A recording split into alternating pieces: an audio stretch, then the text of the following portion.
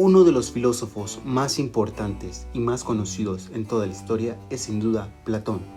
Nacido en Atenas en el año 427 a.C., descendió de una noble estirpe y recibió la más refinada educación de su tiempo. Fue discípulo de Sócrates y gran precursor de sus ideas. Las obras de Platón pintan con vivacidad ciertos pasajes históricos en los que participó Sócrates con sus diálogos, aunque en algunos otros incluye la personalidad y la concepción del mundo de Platón. Voy a presentarte 5 ideas de los diálogos de Platón, las cuales me parecieron muy importantes. Habrá otras también que se me hayan ido, que también son muy relevantes, pero espero que con estas te ayuden a introducirte un poco en el pensamiento y en las obras de Platón. La virtud es el mejor acto de todos. Es mejor haber recibido una injusticia que haberla cometido. Para Sócrates, o bueno, si se quiere decir también para Platón, porque pues obviamente están como compaginadas sus ideas, la virtud es lo más importante. Es decir, el fin de la felicidad es el ser virtuoso, y obviamente que en estos diálogos se va a estar muy presente la idea de que, bueno, que lo más importante es ejercer lo justo y lo virtuoso, ejercer el bien. Claro que esto va a ser muy cuestionado en muchas veces porque, digamos, en los diálogos aparece Sócrates defendiendo esta idea de que, bueno, de que lo más importante es ejercer lo virtuoso, el bien para el alma. Digamos que, bueno, ahorita vamos a exponer un poquito cómo es esto del cuerpo y el alma, pero digamos que entre las cosas, digamos, lo físico, el tener un buen físico, el tener riqueza o el ser una buena persona ante los demás y contigo mismo, va a ser lo más importante esto último. Entonces, se puede ver muchas veces que lo van a cuestionar como de, oye, pero ¿cómo es que tú, en esta frase de hecho que yo puse, es mejor recibir una injusticia que cometerla? Pues esto va a ser muy cuestionado y criticado, porque para, digamos, Sócrates, o bueno, en estos diálogos aparece Sócrates, y él va a defender que, digamos, un tirano y alguien que es esclavizado o oprimido por este tirano, va a ser, o el peor ser el tirano que ser la persona que está siendo oprimido o está siendo esclavizado, ¿no?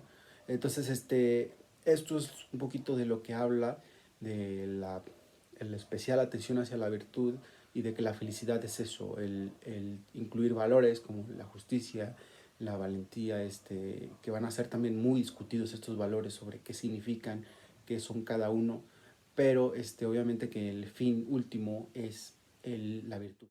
El hombre que injustamente es condenado a muerte no es a la vez desgraciado y digno de compasión, cuestiona Apolo. Responde Sócrates: menos que al autor de su muerte, Apolo, y menos aún que ha merecido morir. ¿Cómo así, Sócrates? Porque el mayor de los males es cometer una injusticia, menciona Sócrates. ¿Querrías más ser víctima de una injusticia que hacerla?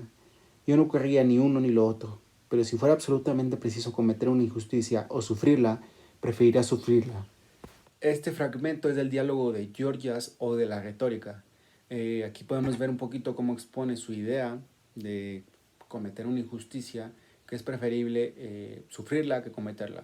También vamos a ver esta idea en Critón o el deber, en donde, bueno, digamos, Critón le incita a Sócrates, porque, bueno, Sócrates es condenado a la muerte, a la cicuta, y Critón le incita para que se escape de su condena y se vaya a otra ciudad, a otra polis. Entonces, Sócrates le explica que no puede faltar al deber, así sea una injusticia para Sócrates, digamos, que su juicio no haya sido de lo más imparcial, o que, digamos, tenga una condena demasiado severa. El malo es un ignorante, el bueno es el que conoce y sabe. Esta es otra idea que me parece también importante, que puede relacionarse a lo mejor un poquito con la primera, ¿no? Que ya mencionamos que el fin último pues es la virtud. En esta parte pues relata que el malo es un ignorante, es decir, no toma las consecuencias de lo que es, o no sabe realmente, no es consciente de lo que implica ese mal que está haciendo, ¿no? Y esto lo podemos ver muchas veces, por ejemplo, una persona que se deja llevar por los placeres, ¿no? Por, digamos, el tomar una bebida alcohólica, el fumar demasiado, o el robar, o el asaltar algún negocio, o el cometer actos ilícitos, porque él los comete porque pues simplemente son bienes que a corto plazo parecen bien, que digamos que le traen un beneficio instantáneo y por lo cual piensa que esto está bien. Pero sin embargo, si realmente viera las consecuencias y tomar en cuenta lo que le puede acarrear, por ejemplo, enfermedades, que lo pudieran atrapar y lo encarcelen, entonces ya ahí realmente si él supiera de todas esas consecuencias, él no lo haría, no cometería esos actos. Y además de que, bueno, mete muchas ideas, un tanto eh, cuestiones como del alma, ¿no? De que si el alma, de que no ve que el alma es corrompida, de que el alma está dañándose, entonces, otras cuestiones también un poquito más diferentes, pero esa es la idea principal, digamos, que la persona que cometa actos ilícitos o cometa actos malos no se da cuenta realmente ese mal, que no sabe, no comprende la magnitud de lo que le puede acarrear eso y piensa que al traerle una cosa buena en un tiempo corto, piensa que eso es algo bueno para él. Pero al final de cuentas, si supiera que las consecuencias son muy graves, realmente no lo haría. Tercera idea, aprender es recordar. Diferencias entre el alma y el cuerpo. Así pues, dice Sócrates, para el alma, siendo inmortal, renaciendo a la vida muchas veces y habiendo visto todo lo que pasa, tanto en esta vida como en la otra, no hay nada que ella no ha aprendido. Por esta razón, no es extraño que, respecto a la virtud, todo y todo lo demás esté en estado de recordar lo que ha sabido. ¿No decíamos que, cuando el alma se sirve del cuerpo para considerar algún objeto, ya sea por la vista, el oído o cualquier otro sentido, se ve entonces atraída por el cuerpo hacia cosas que no son nunca las mismas, se extravía, se turba, vacila y tiene vestigios, como si estuviera ebria, todo por haberse ligado a cosas de esa naturaleza? Mientras que, cuando ella examina las cosas por sí misma, sin recurrir al cuerpo, se dirige a lo que es puro, eterno, inmortal, inmutable, y como ese es de la misma naturaleza, se estrecha y se une con ello cuanto puede. Entonces cesan sus extravíos, se mantiene siempre la misma, porque está unida a lo que no cambia jamás, y participa su naturaleza, y este sesgado del alma es lo que se llama sabiduría. Aquí en este fragmento que saqué de los diálogos de Menón o la virtud, nos habla una idea muy importante de Platón. El ser humano está compuesto de dos cosas. Una es el cuerpo y el otro es el alma. El cuerpo es un ente físico, tangible, que va cambiando y que fallece. El alma es todo lo contrario. Es un ente intangible, el cual no cambia su esencia, sino que solo cambia de cuerpo y es inmortal. Nunca muere. Por lo cual el alma, en esta idea de que ha vivido toda su vida, se encuentra en el mundo de las ideas. Bueno, hace esta diferencia, ¿no? El mundo físico y el mundo de las ideas. El alma, al haber vivido toda su vida, nunca ha conocido todo. Ha aprendido y ha conocido todos los conceptos y cosas esenciales. Cuando entra en un cuerpo, cuando va cambiando de cuerpo, olvida esas cosas que ya sabe, que ya conoce del mundo de las ideas. En el mundo de las ideas, digamos, podemos encontrar el concepto de lo que es la justicia, lo que es la belleza, lo que es la virtud. Entonces, eso ya lo conoce el alma. Cuando entra a un cuerpo, olvida esas cosas, por lo cual lo que hay que hacer es recordar. ¿Cómo recordamos? Pues bueno, normalmente pues, lo que hace Sócrates pues, es indagar, ¿no? En ese conocimiento, tratar de sacar, parir ese conocimiento, esa idea. Otra cosa muy importante pues es la diferencia entre el cuerpo y el alma. Si el cuerpo es el recipiente del alma, ese no nos va a ayudar a conocer. Lo que nos va a ayudar a conocer es lo que está dentro del cuerpo, es el alma. Por ejemplo, hay una postura que es de que, bueno, el conocimiento es a través de los sentidos, es decir, el escuchar, el ver, oír, eh, el ver y el oler, digamos. Entonces, eso es erróneo para Platón, porque dice, bueno, ¿qué pasa si una persona se encuentra en estado de enfermedad? ¿Qué pasa si una persona está borracha o está drogada? No digámoslo así. ¿Qué pasa si está en estado de vigilia o que tiene demasiado sueño que los sentidos le pueden fallar? Entonces no nos podemos fiar de los sentidos. Y aparte de que todas las cosas que se encuentran físicas cambian, siempre van cambiando muchas veces. Entonces es muy difícil conocer ese algo que cambia. Por lo cual hay que irnos por las cosas que no cambian, que son siempre eternas, o que siempre tienen un mismo significado. Una de ellas, por ejemplo, son los números, las operaciones. Eso lo podemos relacionar entonces con las matemáticas. Para Platón es muy importante las matemáticas porque son cosas relacionadas con el alma, que son inmortales y que nunca van cambiando. Otras cosas, como por ejemplo son los conceptos, la justicia, la cuestión de la virtud, todas esas cuestiones, para Platón son conceptos que nunca han cambiado, que nunca cambian. Es decir, a lo mejor pues para ti un cierto acto de justicia puede ser diferente para otro, pero el concepto mismo de justicia es lo mismo para todos, por lo cual podemos indagar en eso.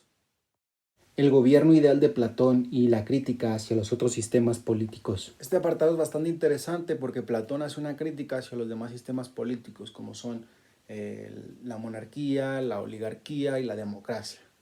Hay que decir que estos tres sistemas pues, son diferentes a lo que hoy se conoce, pero un poquito están relacionados. Pero lo que se refiere a estos tres sistemas son bastante críticos en lo que es la república. En el apartado de la república habla sobre su sistema político ideal, sobre lo que debe cambiar la sociedad para consolidar un gobierno eficiente y una sociedad con valores como la valentía, la templanza y la justicia. ¿Qué es lo que propone Platón? Pues bastante ventajoso. Él dice que la sociedad debe estar gobernada por filósofos y debe ser una monarquía de un solo rey y un solo estado, obviamente. Debe estar gobernada por filósofos y dentro de esa sociedad debe haber guardias. Esos guardias deben ser instruidos de lo físico, la gimnasia y en el alma, que es lo que incluiría a ciencias como las matemáticas, como la geometría y como pues también puede decirse la filosofía y la astronomía. Entonces le da mucho énfasis y hace toda una serie de propuestas sobre cómo deben vivir estos guardias, que deben vivir unidos, deben vivir sin ese deseo de avaricia, de las cosas materiales y deben ser instruidos desde pequeños. Le hace mucho énfasis, sobre todo en la República habla sobre la instrucción que deben tener los pequeños, cómo deben enseñarse.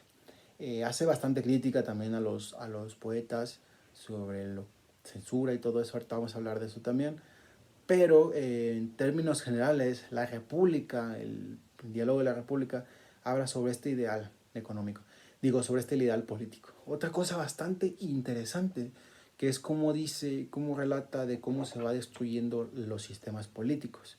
Es decir, pasan de una oligarquía a una democracia, de una democracia a una tiranía.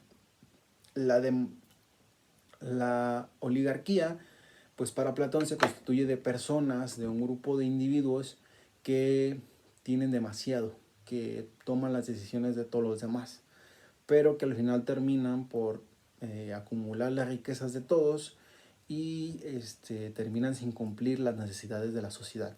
Esto pues podemos verlo en la actualidad, ¿no? Con gobiernos muy corruptos que ganan demasiado dinero y que no cumplen las promesas que deben, ¿no? O que no se encargan de lo que realmente deben. Luego, en ese momento en el que la oligarquía no cumple las necesidades o no ve por el bien de la sociedad, la sociedad termina por abatir a este grupo político y termina cambiando por una democracia, por la participación de todos, digámoslo así, por la participación de los ciudadanos, porque también hay que decir que no todos participaban en la democracia griega. Pero pues obviamente van tratando de que los grupos, la sociedad en general, pues trate de tomar mayores intereses, ¿no? ¿Qué pasa entonces? Bueno, para Platón lo que la sociedad busca es libertad, mayor libertad, pero en una libertad demasiada, pues llega un momento en el cual tiene que llega un personaje, como hay mayor participación, llegan personajes que se dicen ser los representantes de la gente, es decir, los salvadores y los que van a cumplir con las necesidades de esta gente. En ese momento en el que la democracia toma a un personaje como el que va a cumplir, el que va a dar todo lo que la sociedad pide, o va a dar el orden que pretende la sociedad que tener, entonces ese personaje se hace todavía eh, todavía más valorado y toma una especie de soberbia o toma demasiado poder que llega a convertirse en tiranía y empieza a ya no cumplir con las promesas e inclusive a dañar a su mismo pueblo. Él lo toma como que el pueblo o la gente son los papás y el tirano es el hijo. El, los papás, al haber mimado demasiado al hijo, el hijo se convierte en un mimado, un completo arrogante y empieza a tomar, a dañarlos a ellos. Entonces, esto lo podemos ver muy claramente a veces en las democracias cuando algún populista, algún hombre que se dice ser el salvador o que se dice ser el representante de los intereses de la gente y que se toma por heroico, ¿no? Por un héroe, pues entonces pasa a ser un villano y a no cumplir las promesas y a efectuar el poder como él quiere, ¿no? He aquí un fragmento de la República. El paso de la democracia a la tiranía no sufre poco, más o menos el mismo que el de la oligarquía a la democracia. Lo que la oligarquía se considera como el mayor bien, lo que ha dado nacimiento incluso a esa forma de gobierno, son las excesivas riquezas de los particulares. Lo que causa su ruina no es el insaciable deseo de enriquecerse y la indiferencia que hacia todo lo demás inspira ese único objetivo. Por la misma razón, no hay en la democracia la causa de su pérdida en el insaciable deseo de lo que considera como su verdadero bien. ¿Cuál es ese bien? Pues la libertad. El último punto, su crítica hacia los sofistas y los poetas. Este último punto es el que más o menos caracteriza las obras de Platón para mí. Su crítica hacia los poetas y los sofistas. Los sofistas son un grupo de individuos los cuales van a vender, digamos, su conocimiento, van a ser como profesores, profesores que se van a estar rondando por las ciudades y vendiendo sus conocimientos o sus instrucciones hacia la gente, es decir, se venden como profesores. Sin embargo, Sócrates va a tratar de juzgar y criticar a estos sofistas o a estos maestros del conocimiento, tratándoles de hacer ver que lo que ellos saben, pues realmente no es un conocimiento verdadero o realmente no saben ni siquiera de lo que están hablando. Esto se va a ver, por ejemplo, con Protágoras. Protágoras afirmaba que el hombre es la medida de todas las cosas. También con Gorgias, cuando habla sobre la retórica. Entonces, va a haber una serie de conversaciones en las cuales pues él se va a encontrar con muchos sofistas y va a decir, va a tratar de juzgar sus ideas. Inclusive creo que con Gorgias es con el que dice que, bueno, no me acuerdo si es con él, donde habla que la retórica es lo mismo que, digamos, o los discursos es lo mismo que cocinar, es decir, que la cocina, es decir, un cocinero hace alimento no para alimentar saludablemente a alguien, sino para satisfacer un placer. Lo mismo que hace un retórico o alguien que se dedica a los discursos, pues lo que hace es satisfacer al oído en lugar de al gusto. Entonces, no es un médico, no es alguien que te va a hacer un bien, sino alguien que solo te va a satisfacer lo que te dice. Entonces, ahí Sócrates va a hacer una serie de conversaciones y va a tratar de criticar estos. Por el otro lado se encuentran los poetas, como tenemos poetas como por ejemplo a Homero, creo que a Hesíodo. Entonces, él les va a hacer sus críticas porque en muchos de las obras de Homero, por ejemplo, hablan sobre los dioses, pero cuestiones inmorales de los dioses. Por ejemplo, que se traicionan, que cometen injurias, que cometen actos sexuales que no son propios de supuestamente lo que se consideraría un dios, un amo de la virtud, digámoslo así, o algo que es bueno, ¿no? Un dios sería algo bueno. Sin embargo, por los pasajes de ciertos poetas se muestran a los dioses como malos, como inmorales. Entonces, lo que Sócrates, o bueno, Platón también, critica mucho es a los poetas, porque ellos representan a los dioses cometiendo actos que no deberían ser justos de un dios. Hay otros también otras críticas, pero yo creo que en términos generales de esos dos grupos de personas, pues es lo que critica en especial Platón. Y bueno, sería todo este video. Si te gustó, si te interesa alguna otra parte, pues puedes comentármelo aquí abajo en la tabla de comentarios.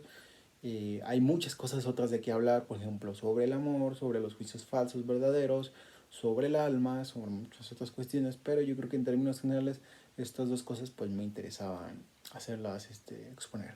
Si digamos te interesa que haya alguna otra parte, pues también coméntalo aquí abajo y ojalá te haya servido mucho estas ideas. Realmente es muy recomendable la lectura de los diálogos de Platón. Yo creo que es una obra no solo para aquellos que le interesa la filosofía, sino para toda clase de ciencias, porque te hace reflexionar sobre muchas cosas y sobre todo por el método que utiliza Sócrates, que es el del diálogo.